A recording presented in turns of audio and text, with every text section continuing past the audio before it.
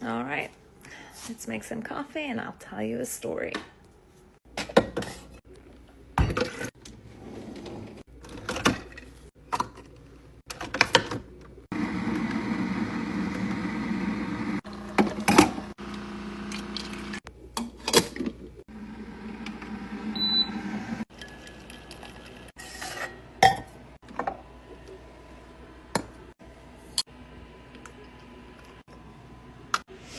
I like it sweet.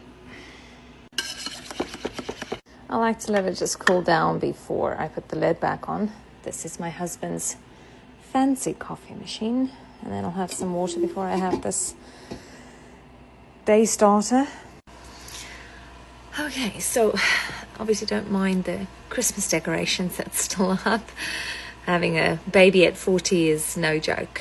Yes, so you obviously already know that a very prominent storyteller in South Africa called Cool Story Brew, because that's kind of a saying in South Africa. We say that to each other. It's kind of just a thing. He's already shared the story, so I'm really grateful for that. For those of you who are just joining us, my name is Jessica, and Nathan isn't family. Nathan is my high school friend's son. It is her youngest son, and he was diagnosed with T-cell lymphoblastic leukemia last year, November. It's been a very difficult road. I can only imagine as a mother being told that one day you just take your child, your baby, in to the doctor and sorry, it's 4 a.m, so the coffee hasn't hit yet. Being told that your son has cancer, that is probably the most frozen, isolating, fearful experience that I could ever even imagine. I can't even imagine what she's going through. So I've known Sylvia for most of my adult life, and we've obviously remained very good friends since high school. And I'm kind of somebody that is relentless when it comes to helping a friend in need, especially when it comes to children, because they can't do this for themselves. So I'm trying to help raise funds to alleviate the financial pressure that Sylvia and her family are experiencing because of this. In South Africa, you actually do receive medical treatment. It's a government hospital. It's actually an academic hospital. So he doesn't really have like one doctor. He has many, many different doctors. The process is quite difficult in terms of getting through the parts of getting feedback, because you don't have one doctor to speak to. You have to wait until a doctor comes in, reads the chart, and then being able to give the family feedback. So I do have some updates of his blood counts.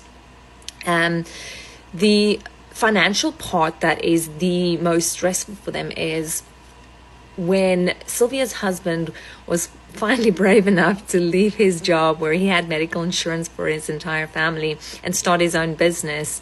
Literally 3 months after that, they found out that Nathan had a very rare blood cancer.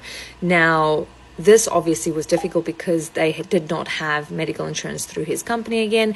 They were supposed to be up and running in 3 months or even 6 months and then be able to afford medical insurance. It is quite expensive anywhere in the world, as you well know. Here in the States, it's quite expensive if you don't have medical insurance. So, imagine just, taking that leap and finally doing what you feared for most of your life, and then now you have to look at that dream and go, okay, I can't continue this dream because I need to find the kind of security that will pay for medical insurance for my son.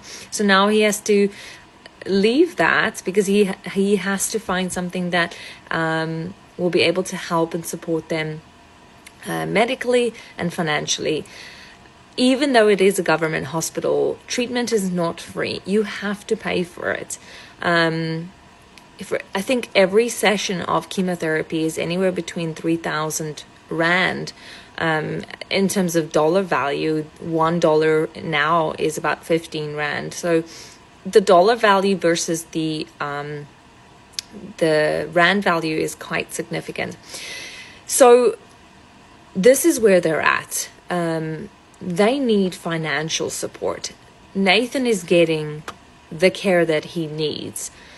The financial support is so that they don't strain themselves financially or put themselves in a position where they can't get the best care for Nathan. When you get free care from a government hospital, you get the basics, you get the bare minimum. So if you really want to be able to get whatever he needs, you need to have the financial resources to do so. Whether that is, a second opinion, or whether that is doing more than what is expected, or more than a hospital would provide.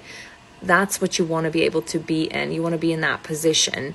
And you also don't want to be in a position where things get taken away from you because you've been handed over for not paying medical bills.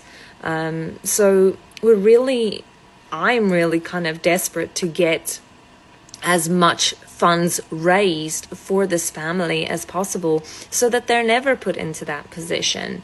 So I am asking, I'm doing, what I can on this end, whereas like I'm selling fudge, I'm creating awareness, but that's not enough.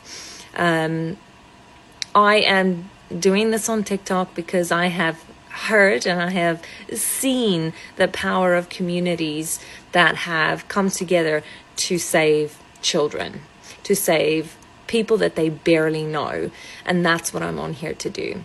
And that's what my plea is to everybody here on TikTok, is to stay, listen, share, follow. I don't really know how the monetization works on TikTok. I wasn't really interested in it, but if it can work where I can get some money to send over to them, I have already donated, and I continue to donate every single month. I'm hoping that with TikTok we can get, the goal is $3,000. We've already made $1,000, so I'm hoping that 3,000 people will donate $1, and we'll reach it. So if this video reaches 3,000 people and 3,000 people donate, that's it, we're done. If one person wants to donate $3,000, that would be amazing too, but I don't want to feel like I'm asking too much. So I hope that I did not waste your time today. And that you can find it in your heart to stop, listen, and donate. Thank you. Oh, I just wanted to say $3,000 is not just it. There is another campaign running in South Africa called Back a Buddy. I'm running a GoFundMe here my goal was 4,000. I've already reached 1,000. The Back a Buddy is on 400,000 Rand. And if my math is good, which I wouldn't say it is, that's about $25,000. They have reached about 50% of that goal. So we need 250,000 Rand still. So about $12,500 for that campaign. So we're still kind of far from our goal, but I'm campaigning here in the US, so I'm trying to raise just the $4,000 to add to that campaign, and hopefully continue doing the campaigning for the Back a Buddy fundraiser.